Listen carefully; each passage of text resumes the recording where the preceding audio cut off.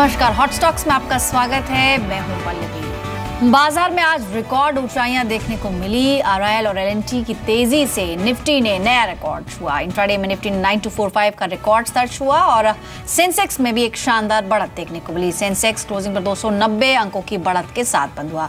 RBI की policy पर अब बाजार की नजर रहेगी। निफ्टी पहली बार 9200 के स्तर के पार बंद होने में कामयाब रहा। इसके अलावा अगर देखें, इससे पहले निफ्टी का ऑल टाइम हाई 9218 था। वहीं मिड कैप और स्मॉल कैप इंडेक्स में भी शानदार बढ़त देखने को मिली। कारोबार खत्म होने पर निफ्टी 64 अंक, सेंसेक्स 290 अंकों की बढ़त के साथ बंद हुए। कैपिटल गुड्स शेयरों में सबसे ज्यादा खरीदारी देखने को मिली। इंडेक्स करीब 3.5% की तेजी के साथ बंद हुआ। वहीं हेल्थ केयर, तेल, गैस, बैंक और कंज्यूमर ड्यूरेबल शेयरों में भी अच्छी खरीदारी देखने को मिली। आईटी और टेलीकॉम शेयरों को छोड़कर बीएसई के सभी सेक्टर इंडाइसेस हरे निशान में क्लोज हुए। बाजार की चढ़ने की कुछ खास वजह थी, उन पर नजर डालते हैं। सबसे पहला तो कैबिनेट ने जो डिसीजंस लिए, उन फैसलों का बाजार पर एक पॉजिटिव इंपैक्ट दिखा। साथ ही लगातार पिछले कई सेशन से एफआईएस की खरीदारी जारी है, जिसके चलते भी एक सेंटिमेंट पॉजिटिव हुआ। डिफेंस में निजी कंपनियों को स्ट्रैटेजिक पार्टनर का दर्जा मिल सकता है, इस खबर के चलते भी बाजार में एक बढ़त बनी। साथ ही डॉलर के मुकाबले रुपए में मजबूती का असर भी आज बाजार पर साफ देखने को मिला। गुरुवार को क्रेडिट पॉलिसी है, जिसमें एमएसएफ दरें घटने की उम्मीद है। इसके चलते भी बाजार में आज एक स्ट्रेंथ देखने को मिली। बाजार के बड़े जानकार क्या मानते हैं, आइए सुन लेते हैं। Medium to long term trend markets की अच्छी है। उसकी वजह यह है कि बहुत ही सारा पैसा आ रहा है। लिक्विडिटी जो आ रही है मार्केट में वो काफ़ी स्ट्रांग है और ज़्यादातर जो अनसर्टनिटीज़ है वो अभी निकल चुकी है मार्केट में से। इसकी वजह से आई थिंक इन्वेस्टर्स और भी कॉन्फिडेंट हो रहे हैं कि और भी पैसा लगाना चाहिए स्टॉक मार्केट में। और जैसे हमने देखा है कि एफआईएस का भी पोजीशन जो कैश मार्केट में they are taking positive long position, और जो डोमेस्टिक म्यूचुअल फंड्स है वो भी काफ़ी एक्टिव है ऑन द लॉन्गर साइड। नहीं, मुझे लगता है कि ये कंसोलिडेशन फेज में कोई सेक्टर्स में प्रेशर आ रहा है। समझो आईटी सेक्टर में काफ़ी प्रेशर है क्योंकि रुपी 65 से कम है। मेरा पर्सनल ओपिनियन है कि वो 65 से कम नहीं होना चाहिए, पर है, तो इसलिए आईटी कंपनीज पे प्रेशर है और वो आईटी कंपनीज में काफ़ी हमारा इंडेक्स में वेटेज है। तो उसीलिए ये इंडेक्स मतलब इतना दौड़ेगा नहीं। पर आप दूसरे देखोगे, समझो सीमेंट देखोगे और समझो बैंक्स देखोगे, उनमें ताकत अब तक है। तो अभी देखेंगे कैसा चलेगा मार्केट, पर सिलेक्टिव बेसिस पे अच्छा होगा मार्केट। तो बाजार को लेकर सभी जानकारों की राय यही है कि बाजार में तेजी अभी जारी रहेगी। आज के एफआईएस और डीआईएस के आंकड़ों पर नजर डालें तो आज एफआईएस और डीआईएस दोनों की तरफ से कैश में खरीदारी रही है। एफआईएस की तरफ से आज 534 करोड़ की कैश में खरीदारी थी, वहीं डीआईएस की तरफ से भी लगभग 33 करोड़ की कैश में खरीदारी होती हुई दिखी। आज के एक्सपर्ट ब्रिजेश हमारे साथ मौजूद हैं। Brijesh, very good evening. Markets के लिए बहुत अच्छा शानदार दिन था। फाइनेंशियल ईयर की शुरुआत हुई और नए ऑल टाइम हाइज देखने को मिले। 10,000 से कितना दूर लगता है अब निफ्टी? Good evening Pallavi ji. देखिए 10,000 से तो अभी तो क्या दूरी है। There are lots of hurdle would be there because there is a one way swing from 7,893 if I'm not mistaken that was formed in December 2016. So एक वन वे रैली हुई है। तो अभी ये कह सकते हैं दिल्ली अभी दूर है, but if you remember last आपके चैनल्स पे और भी डिफरेंट चैनल्स पे मैं लास्ट वीक ऑफ फेब से यही बोलता चला आ रहा हूँ कि once Nifty would be able to cross 8,920 और 8,950 there would be a one way swing to 9,250 to 9,260। और ये जो लेवल है ये आपको मार्च लास्ट वीक या अप्रैल के सेकेंड वीक में अचीवेबल होते हुए दिखेंगे as a time cycle series study says. And और आज के सत्र में देखा जाए तो almost we have reach to that level. अब क्यों अगर इसको ओवरऑल समरी को सबमिट करूं तो मैं ये कह सकता हूं कि 9,20 का लेवल नीचे का ब्रेक नहीं होता है तो तब तक आप बाई ऑन डिप की स्ट्रेटजी रखिए। अगर जिन ट्रेडर्स ने अपॉर्चुनिटी मिस कर दी है, ऊपर के लेवल की अगर हम बात करते हैं तो 9,375 जो मुझे लगता है कि एक पहला पड़ाव होना चाहिए आफ्टर क्रॉसिंग 9,260 ऑड मार्क। और अगर वहां से रैली अगर पास ऑन हुई तो next level would be 9,450 to 9,470 odd level. But क्योंकि एक संग में बहुत बाइंग देख चुके हैं तो थोड़ी सेलेक्टिव बाइंग करने में बेटर रहेगा। एग्रेसिव आप लोग मत हुइए एज ए ट्रेडर्स के लिए, मेरी यही सलाह रहेगी। एंड स्मॉल इन्वेस्टमेंट करते जरूर रहिए। ऑलराइट, तो छोटे छोटे निवेश से शुरुआत की जा सकती है। तरीका भी बता देते हैं, अगर आपको कोई नया निवेश करना है या फिर अपने मौजूदा निवेश पर एक्सपर्ट की राय लेनी है, टोल फ्री नंबर्स पर कॉल करें, सवाल पूछें।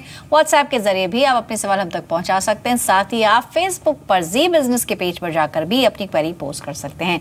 सबसे पहला सवाल शामिल करते हैं अप्रतिम का, बेंगलुरु से। IOL केमिकल्स को लेकर इनका क्वेश्चन है। इनके पास 100 है क्वांटिटी, जो कि 100 रुपए के लेवल्स पे खरीदा हुआ है। IOL केमिकल्स इनकी खरीद से बहुत नीचे है, काफी नुकसान हो रहा है, क्या करना चाहिए इनको? देखिए, ओवरऑल तो कहना आसान होता है एज एन एनालिस्ट बतौर कि आप एग्जिट कर लीजिए, बट क्योंकि 200 दिन का सिंपल मूविंग एवरेज की जो वैल्यू है लगभग 65 रुपीज 40 पैसे के आसपास में आ रही है ऑन वीकली चार्ट, और उसके नीचे भी ट्रेड कर रहा है, तो या तो आप अभी इमीडिएटली निकल जाइए, या फिर कोई उछाल आता है 72 रुपया 70-72 रुपए पे आता है, तो आप वहां पर भी निकलने की सलाह रहेगी। Overall term, medium to long term the chart is not looking that much promising, तो एक बार आप लॉस बुक कर लीजिए। विकल्प बतौर चाहे तो आप फार्मा कंपनी में सुवेन लाइफ साइंस को आप देख सकते हैं। आज के सत्र में लगभग 180 के आसपास में बंद हुआ है। चाहे तो आप मौजूदा स्तर पे आप निवेश कर सकते हैं, या कोई डिप आता है लगभग 172 के आसपास में, तो आप उस टाइम इसको निवेश बतौर कर सकते हैं। 155 का स्टॉप लॉस लेके चल सकते हैं। मीडियम टर्म का टारगेट मेरे हिसाब से 6 महीने का लगभग 225 के आसपास आता है। जी, तो सुवेन लाइफ साइंसेस, इसमें आप खरीदारी करने की सोच सकते हैं। IOL केमिकल्स में कोई भी तेजी आती है तो एग्जिट कर जाएं। फिलहाल आप ऑलरेडी बहुत सारा वेल्थ अपना खो चुके हैं। फोन लाइन पर मिस्टर MK सिंघानिया है दिल्ली से। नमस्कार सिंघानिया जी, पूछिए क्या सवाल है आपका। हेलो जी नमस्कार सर, सवाल पूछिए अपना। नमस्कार मैम, एक्चुअली मेरे पास में एमटेक ऑटो के 1200 शेयर है 37.50 पे, तो मुझे लॉन्ग टर्म के लिए है मेरा नजरिया, तो इसमें मुझे क्या करना चाहिए मैम? ये कब खरीदा है आपने? ये मैंने अभी रिसेंटली खरीदा है मैम। ठीक है, और लॉन्ग टर्म के लिए आप जानना चाह रहे हैं कि इसमें क्या करें? ठीक है ब्रजेश, एमटेक ऑटो इंसली स्पेस का नाम है और इनकी खरीद के आसपास ही, क्योंकि हाल फिलहाल की ही खरीद है। स्टॉक इससे पहले काफ़ी कुछ उतार चढ़ाव देख चुका है। डिफॉल्ट को लेकर खबरों में भी काफ़ी बना रहा। 56 का हाई था, उसके बाद इसमें स्टीप करेक्शन देखने को मिला। इन लेवल्स पर अट्रैक्टिव लग रहा है आपको? देखिए, एमटेक ऑटो की बात मैं यही कहूंगा कि ऐसी कोई स्टोरी दिखती नहीं है। Medium to long term chart भी अगर मैं देखता हूं तो इतना कोई प्रॉमिसिंग नहीं है। शॉर्ट टर्म बतौर मैं जरूर यही कहना चाहूंगा कि 30 रुपए का अच्छा सपोर्ट है, उसका आप स्टॉप लॉस लेके चलिए। 37-38 का एक बैरियर लगता है रेजिस्टेंस बतौर, तो आप पार्शियल प्रॉफिट बुक कीजिए। और 2 से 3 महीने के लिहाज से ऐसा लगता है कि मोमेंटम पकड़ेगा ये share, and it can go up to 40 odd level 2। चाहे तो आप अपना प्रॉफिट वहां पर बुक कर सकते हैं। लॉन्ग टर्म में अगर चाहें तो अगर आप इसी क्षेत्र में अगर आपको निवेश करना है तो जयवाद मारुति अच्छा लग रहा है चार्ट पे, लगभग 433 के आसपास में चल रहा है। तो कोई अगर डिप आता है somewhere around 410-405 odd level, it would be a fair value to buy for the long term time frame with keeping a strict stop loss of 380 and look for the target of 600, that is 1 to 2 year time frame. Alright, तो एमटेक ऑटो फिलहाल आपकी खरीद के आसपास ही है। तेजी अगर आती है 40 रुपए तक, तब वहां पर आप एग्जिट कर सकते हैं। फिलहाल बने रहने की सलाह है। फोन लाइन पर हमारे साथ एक और दर्शक है, अजय हैं दिल्ली से। गुड इवनिंग अजय, पूछिए क्या क्वेश्चन है आपका। ये एस्कॉर्ट के हैं 550 शेयर्स हैं और 341 की आसपास मेरी बाइंग है। 330 के आसपास खरीदा है आपने? हाँ जी हाँ जी। ठीक है, एस्कॉर्ट्स 330 की खरीद है, ऑलमोस्ट कह सकते हैं डबल होने को है इनका जो इन्वेस्टमेंट है। सलाह क्या होगी अभी, क्या सही समय है एग्जिट करने का, मुनाफा बुक कर लेना चाहिए ब्रजेश? पहले तो बहुत बहुत बधाई हो।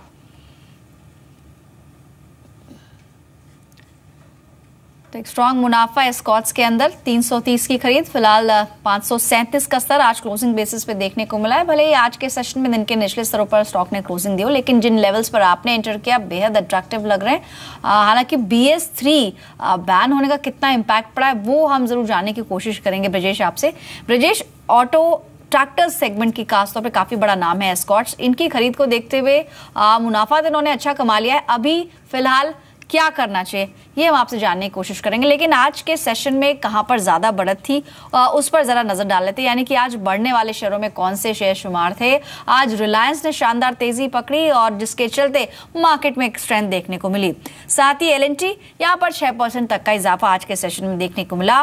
कुछ खबरों के चलते भी आज के सेशन में ये बढ़त देखने को मिली। रिलायंस दिन के ऊपरी स्तरों पर 1375 रुपए पर क्लोज हुआ है। साथ ही इन्फोसिस भी आज खबरों में बना रहा। इन्फोसिस के को फाउंडर नारायण मूर्ति एक बार फिर से नाराज है। उन्होंने एक बार फिर कंपनी के मैनेजमेंट के फैसलों और मानकों को लेकर अपना ऐतराज जताया है। नारायण मूर्ति ने फरवरी में कंपनी के सीओओ प्रवीण राव की सैलरी में बेतहाशा बढ़ोतरी पर नाराजगी जताई थी। नारायण मूर्ति ने कहा कि टॉप लेवल अधिकारी की सैलरी में 60 से 70% बढ़ोतरी ये वो सही नहीं मानते, जबकि कंपनी के ज्यादातर कर्मचारियों की सैलरी सिर्फ 6 से 8% तक ही बढ़ाई गई है। फरवरी में इन्फोसिस बोर्ड ने राव की सालाना फिक्स सैलरी बढ़ाकर 4.6 करोड़ की थी। इसके अलावा टारगेट बेस्ड अर्निंग 3.87 करोड़ रुपए रखी गई थी। इसे 1 नवंबर 2016 से लागू किया गया था। उन्होंने कहा कि इस तरह के फैसलों से कर्मचारियों के बीच में कंपनी के प्रति अविश्वास पैदा होता है। कंपनी की तरह सफाई में कहा गया है कि कॉम्पिटिटिवनेस को बढ़ाए रखने के लिए ये सैलरी में इजाफा किया गया है। साथ ही ग्लोबल टैलेंट को रिटेन करने के लिए, कंपनी के साथ जोड़े रखने के लिए भी इस तरह का इजाफा दिया गया है। आज के सेशन में अगर बात करें तो इन्फोसिस 1008 के स्तरों पर क्लोज हुआ, लगभग 1.5% की कमजोरी के साथ। तो इन्फोसिस पर तो ब्रजेश से राय लेंगे ही, लेकिन अब जान लेते हैं उन 20 स्टॉक्स के बारे में जहां पर आप इंट्राडे में मुनाफा कमा सकते हैं। मंगलवार को स्टॉक मार्केट बंद रहेगा, लेकिन बुधवार के सेशन में कुछ स्टॉक्स जहां पर आपकी नजर होनी चाहिए। आज के बड़े गेनर्स में से एक एल&टी, बाजार की तेजी में शेयर का बहुत बड़ा हाथ रहा। शेयर ने 52 हफ्तों की नई ऊंचाई को छुआ है। खरीदारी के लिए यहाँ पर लक्ष्य होगा 1695 का। 1645 के स्टॉप लॉस के लिए आप एल&टी में खरीदारी कर सकते हैं। इसके अलावा एनएमडीसी एक और शेयर जहां पर नजर बना के चले। फाइन ओर और लंप ओर की कीमतें तय की गई हैं। नई कीमतें 1 अप्रैल से लागू होंगी। खरीदारी के लिए यहां पर मौका है। 138 के लक्ष्य के लिए बाय करें, 132 का स्टॉप लॉस लगाएं। इसके अलावा जीएमआर इंफ्रा, जीएमआर एनर्जी ने टीएनबी रमैको के साथ करार किया है। ओएनएम पावर प्लांट्स के लिए डील साइन हुई है। खरीदारी के लिए 16.85 का लक्ष्य होगा, 16.20 का स्टॉप लॉस लगाएं। भारत फाइनेंशियल एक और शेयर है। आज एनबीएफसी शेयरों में बड़ी अच्छी बढ़त देखने को मिली। शेयर 800 के स्तर के करीब बेहद मजबूत सपोर्ट ले रहा है। खरीदारी के लिए लक्ष्य होगा 832 का, 809 का स्टॉप लॉस आपको रखना होगा। साथ ही इंट्राडे के लिहाज से डॉक्टर रेड्डीज आज के गेनर्स में से एक, इनफैक्ट निफ्टी का सबसे ज्यादा चढ़ने वाला शेयर रहा। यहाँ पर खरीदारी के लिए लक्ष्य होगा 2785 का, 2728 का स्टॉप लॉस आप रख सकते हैं। रिलायंस इंडस्ट्रीज एक one of the top gainers आज के सेशन में 1390 के लेवल्स के लिए बाय किया जा सकता है। शेयर 9 साल की नई ऊंचाई पर क्लोज हुआ है। 7 करोड़ से ज्यादा ग्राहक जियो प्राइम से जुड़े हैं। इस खबर के चलते भी स्टॉक में आज एक मोमेंटम देखने को मिला है। 1360 का स्टॉप लॉस लगाए। इंट्राडे के लिए इसमें आप खरीदारी कर सकते हैं। अगला शेयर होगा सौराष्ट्र केमिकल। सीमेंट शेयरों में आज बढ़त देखने को मिली है। सौराष्ट्र केमिकल दिन के ऊपरी स्तरों के करीब बंद हुआ। खरीदारी के लिए 70 रुपीज का लक्ष्य रखें, 66.9 का स्टॉप लॉस लगाएं। आज के सेशन में औसत से 2 गुना ज्यादा वॉल्यूम के साथ इसमें बाइंग देखने को मिली है।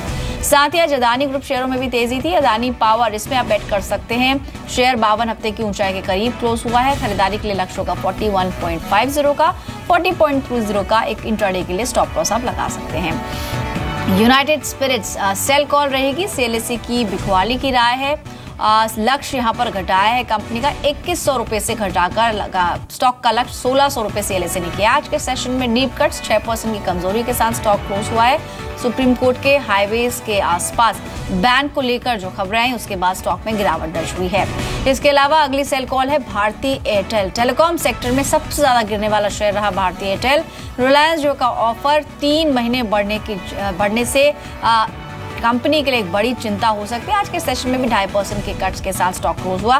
333 यानी 333 के लक्ष्य के लिए आप इसमें सेल करें, 345 का स्टॉप लॉस लगाएं। अगला शेयर जान लेते हैं एचपीएल इलेक्ट्रिक। सभी एम एवरेजेस के ऊपर शेयर ने क्लोजिंग दी। लगातार 3 हफ्ते से तेजी इसमें जारी है। खरीदारी के लिए 130 का लक्ष्य होगा, 124 का स्टॉप लॉस लगाएं। इसके अलावा इंट्राडे के लिहाज से कोपरान पे आप बेट कर सकते हैं। बुधवार के सेशन में आज स्टॉक ने 52 हफ्ते के उच्चतम स्तर पर क्लोजिंग दी है। 83 रुपीज का लक्ष्य रखे, 77.5 का स्टॉप लॉस लगाएं। आज के सेशन में कोपरान 4% की बढ़त के साथ क्लोज हुआ है। इसके अलावा अनंत राज चुनिंदा रियल्टी शेयरों में आज बाइंग देखने को मिली। खासतौर पर अंतिम जो 1 घंटा था वहां पर स्ट्रॉन्ग ट्रेडिंग वॉल्यूम्स यहां पर देखने को मिले हैं। 51.50 के लक्ष्य के लिए बाय करें, 49 का इंट्राडे में स्टॉप लॉस लगाएं। आरबीएल बैंक 6 मार्च को क्रेडिट पॉलिसी है और उससे पहले बैंकों में अच्छी तेजी की संभावनाएं बन रही हैं। एवरेजेस के ऊपर शेयर ने क्लोजिंग दी है। यहां पर खरीदारी के लिए लक्ष्य है 517 का, 502 का स्टॉप लॉस लगाएं। इसके अलावा भारत फोर्ज डिफेंस शेयरों में आज अच्छी खरीदारी देखने को मिली। अप्रैल वायदा में शॉर्ट कवरिंग भी देखने को मिली है। इससे संकेत यह है कि बुधवार के सेशन में स्ट्रॉन्ग बाइंग देख सकते हैं। 1095 के लक्ष्य के लिए बाय किया जा सकता है। इंट्राडे में 1067 का स्टॉप लॉस आपको रखना है। पीएनबी गिल्स अगला शेयर है जहां पर नजर बना के चलें। फाइनेंस शेयरों में खरीदारी देखने को मिली है। 2 हफ्ते की औसत से ज्यादा वॉल्यूम के साथ स्टॉक में बाइंग देखने को मिली। ऑलमोस्ट 5.5% के गेंस के साथ स्टॉक क्लोज हुआ। 60 रुपीज के लक्ष्य के लिए बाय करें, 55 का स्टॉप लॉस लगाएं। इसके अलावा पनेशिया बायोटेक फार्मा शेयरों में आज खरीदारी थी। सभी हम एवरेजेस के ऊपर शेयर ने क्लोजिंग दी है। 172 के लक्ष्य के लिए बाय किया जा सकता है, 163 का स्टॉप लॉस। साथ ही मनाली पेट्रो 2 हफ्ते की एवरेज से ज्यादा वॉल्यूम आज इसमें देखने को मिले हैं। 6 हफ्ते के उच्चतम स्तर पर शेयर ने क्लोजिंग दी है। मनाली पेट्रो में आप बाय कर सकते हैं, 44.5 के लक्ष्य के लिए 41 का स्टॉप लॉस लगाएं। इसके अलावा महाराजा बैटरीज आज बैटरी शेयर में भी खरीदारी का रुख था। 50 हफ्ते की एवरेज से ज्यादा आज यहां पर वॉल्यूम देखने को मिले और उसके ऊपर स्टॉक ने क्लोजिंग दी है। 922 के लक्ष्य के लिए बाय करें, 902 का इंट्राडे के पर्सपेक्टिव से आप स्टॉप लॉस लगा सकते हैं। आखिरी स्टॉक होगा तालब्रोस ऑटो का। ऑटो एंसिलरी शेयरों में तेजी देखने को मिली है। शेयर में अच्छे वॉल्यूम के साथ आज खरीदारी देखने को मिली है। स्टॉप लॉस लगाएं 150 का, 156 के लक्ष्य के लिए बाय करें।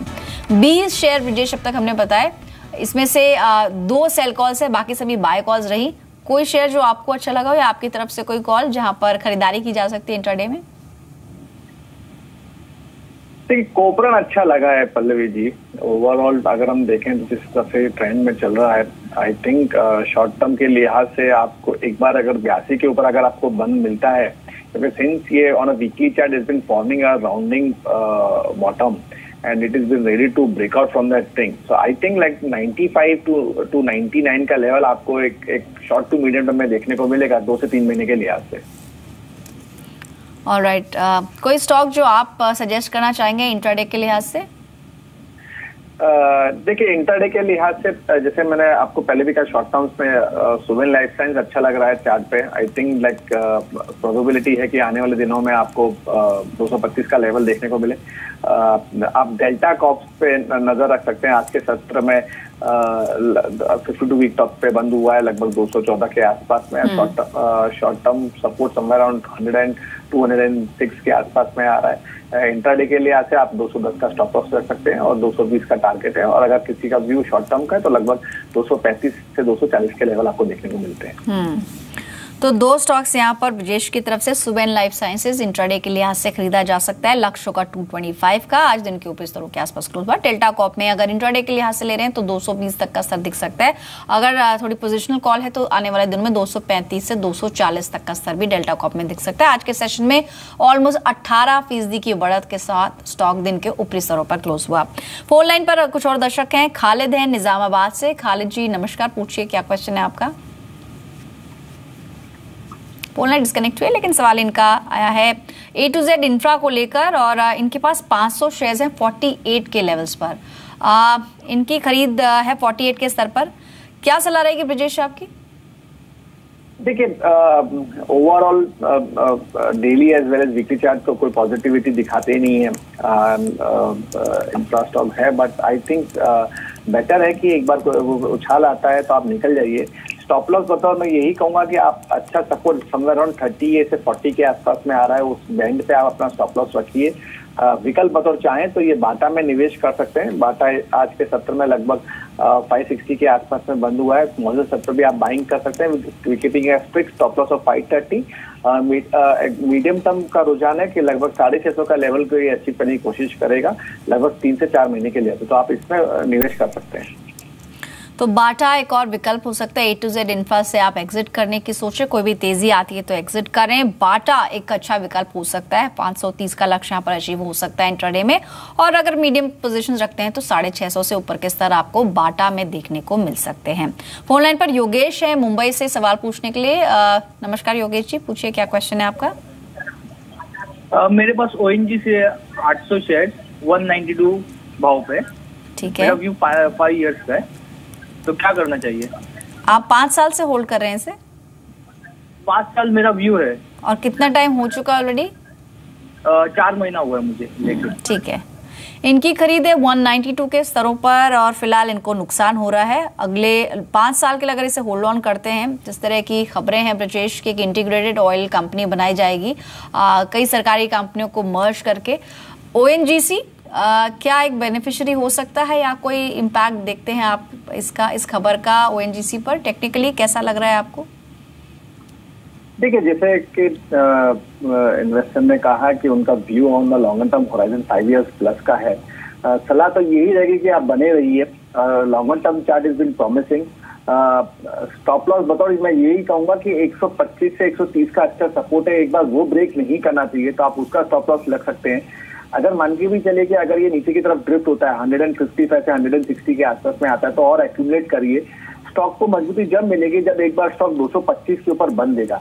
तो लॉन्गर टर्म टाइम फ्रेम का अगर आप जैसे ये बता रहे हैं तो on longer term time frame charts में जो वैल्यूएशन निकल के आ रही है वो लगभग 450 के आसपास में आती है। जैसे कि मैंने कहा कि आपको 225 के एक बहुत बड़ा बैरियर है जहां पर सप्लाई देखने को मिलेगी। तो अगर वो 225 के ऊपर अगर वो बंद होता है तो इसका medium to longer term time frame और chart would be more promising. So it's better to hold on, there is nothing to be worried about. Alright, hold on करने की सलाह है, बने रहें। इस वक्त फोन लाइन पर नितिन है मुंबई से। नमस्कार नितिन, पूछिए क्या क्वेश्चन है आपका। ये मैंने PTC इंडिया सर्विसेज लिए हुए हैं 49 के रेट के ऊपर। PTC इंडिया फाइनेंशियल्स की बात कर रहे हैं? Right, PSS। ठीक है, तो उसको होल्ड करूं या मैं लॉन्ग टर्म इन्वेस्टर हूँ, उसको होल्ड करूं या बेच दूं? ठीक है, 49 पे इन्होंने खरीदा। इनफैक्ट अपने हाईज के आसपास ही स्टॉक फिलहाल है। 44.75 का जनवरी में एक हाई लगाया स्टॉक ने, फिलहाल 41 के आसपास की क्लोजिंग है। फिलहाल इन्हें तो नुकसान हो रहा है, आपकी सलाह क्या होगी ब्रजेश? देखिए, लगभग 1-1.5 साल से ये स्टॉक नीचे में 30-32 और थोड़ा अगर उसको और ऊपर एक्सटेंड करूँ तो 35 के आसपास में आता है। ऊपर के अगर हम वैल्यूएशन को लेते हैं तो लगभग 44-45। तो ये बैरियर में एक रेंज में ट्रेड कर रहा है क्योंकि इन्वेस्टर ने ये कहा है कि इनका view on the longer term horizon है तो बने रहने की सलाह रहेगी। अगर कोई नीचे की तरफ ड्रिफ्ट भी आता है तो एक्यूमुलेशन कीजिए। स्टॉप लॉस बताओ लगभग 33 से 34 के आसपास का अच्छा सपोर्ट है, आप उसका स्टॉप लॉस लेके चलिए। आई एम अज्यूमिंग एक बार अगर ये 44 का ये बैरियर है रेक्टेंगल पैटर्न वाला, अगर इसको क्रॉस करके सस्टेन करेगा तो chart the stock would be going into the new territory. Longer term time frame chart से सजेस्ट 75 to 80 रुपीज की वैल्यूएशन निकलती है। ऑलराइट, तो लॉन्ग टर्म के लिए आप बने रह सकते हैं स्टॉक के अंदर। फिलहाल इतने ही शेयर्स हम शामिल कर पाएंगे। शुक्रिया ब्रजेश आपका समय देने के लिए और बातचीत करने के लिए। तो हॉट स्टॉक्स में फिलहाल इतना ही। बाजार के बंद होने के बाद बुधवार को फिर से मुलाकात होगी, बताएंगे दिन भर का हाल और होंगे टॉप 20 स्टॉक्स। नमस्कार।